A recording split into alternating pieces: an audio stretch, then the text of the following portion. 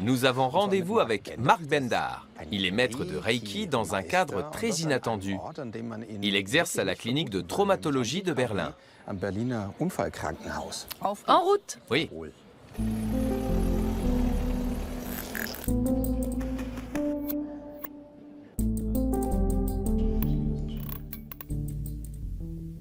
Mark Bendar, maître de Reiki, est en train de traiter un patient.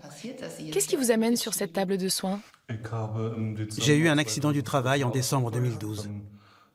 En installant une passerelle, j'ai reçu une décharge électrique et je suis tombé d'une échelle. Et vous vous êtes blessé à l'épaule? Oui, c'est ça. Qu'est-ce que le Reiki peut apporter dans ce genre de cas? Reiki signifie énergie universelle de vie. On transmet de l'énergie par l'imposition des mains. J'apporte cette énergie à l'organisme qui va l'utiliser pour mettre en œuvre ses mécanismes d'autorégulation, pour se guérir par lui-même. La médecine officielle dit pourtant qu'il n'existe pas de canaux de circulation de l'énergie dans le corps. Comment se fait-il que cette technique soit utilisée dans un haut lieu de la médecine officielle, un hôpital? Oui, c'est vrai, ce n'est pas prouvé scientifiquement. Mais il y a des résultats concrets.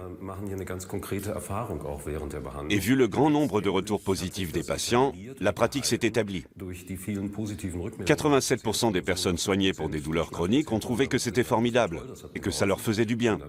Certaines ont même suivi une formation pour poursuivre le traitement par elles-mêmes. Et à l'heure actuelle, nous l'utilisons pour tous les patients qui sont en rééducation. Je récapitule.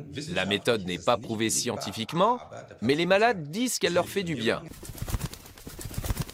Ne nous méprenons pas, nous n'avons rien contre une petite séance de relaxation après le travail. Non, 2 ou 3, ça ne fait pas de mal. Ou même 5.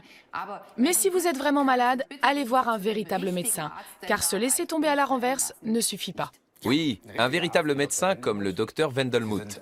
Vous êtes anesthésiste et spécialiste de la douleur et ici, à l'hôpital, vous envoyez vos patients faire des séances de Reiki. Pourquoi cette collaboration inattendue?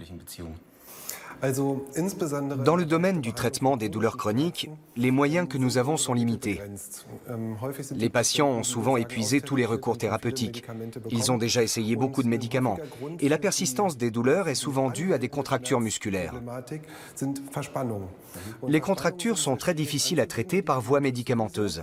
Et elles ont aussi des répercussions psychiques sur les patients. Or, le Reiki est une technique qui se transmet très bien du thérapeute au patient. Elle est simple à apprendre et ses effets sont immédiats. Vous avez d'ailleurs demandé à vos patients d'évaluer cette technique. Tout à fait. Toutes les techniques utilisées sont notées, comme à l'école. Et depuis le début, le Reiki est toujours dans le peloton de tête. Les patients trouvent que ça leur fait beaucoup de bien. Peut-on prouver scientifiquement ce qui se passe? Quelle est l'énergie qui circule, d'où elle vient et où elle va? Non, et c'est un point qu'il faut souligner. Les études qui ont démontré son efficacité portaient sur les résultats, mais pas sur son mécanisme d'action. Il y a de nombreuses théories pour expliquer ce mécanisme. Mais selon moi, elles relèvent toutes de l'ésotérisme. Elles ne correspondent pas à des réalités biologiques. Nous n'avons pas d'explication, mais c'est la même chose pour toutes les techniques de suggestion. Rares sont celles dont on connaît le mécanisme d'action. Merci beaucoup. Je vous en prie. Merci. Un point important, la médecine officielle s'ouvre aussi, et à juste titre, aux méthodes parallèles. Nous sommes toujours à l'hôpital en compagnie de Mark Bendar, maître de Reiki. Avec les explications que nous avons eues, nous aussi nous sommes convaincus de l'efficacité du Reiki. Tellement convaincus que nous aimerions bien savoir comment on apprend. Je peux apprendre, moi, par exemple? Oui, c'est à la portée de tout le monde. Je vais m'allonger sur la table. Vous allez me montrer quelques trucs anti-stress et nous repartirons d'un bon pied. Premier point très important, on n'a absolument pas besoin de se déshabiller. Ça, c'est bien. On peut agir à travers les vêtements. Tout le travail repose sur ce qu'on perçoit dans les mains. Quand on suit une formation de Reiki, dès le premier niveau et l'ouverture qui se produit pour canaliser cette énergie, beaucoup de personnes ressentent tout de suite dans leurs mains des sensations de chaleur, des picotements, des pulsations. On a l'impression d'avoir un pouvoir de guérison dans les mains. On peut dire ça, oui. C'est aussi l'effet que ressent le patient. Vous avez dit que vous sentiez aussi les points de blocage.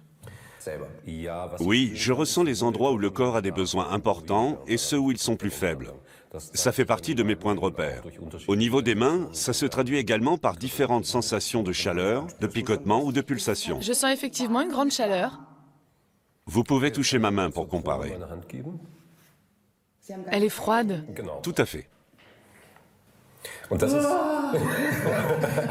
Tout est là. Mes mains sont froides, mais le patient ressent l'énergie qui circule par une sensation de chaleur. Ok, je vais vous laisser travailler et vous nous direz après les blocages que vous avez ressentis chez Caro.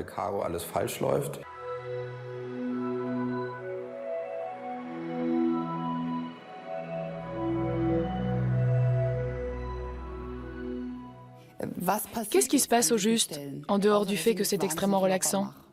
L'effet principal de cette technique, qui explique pourquoi on l'applique dans une clinique de traumatologie, est qu'elle déclenche une profonde relaxation du corps, et notamment des muscles.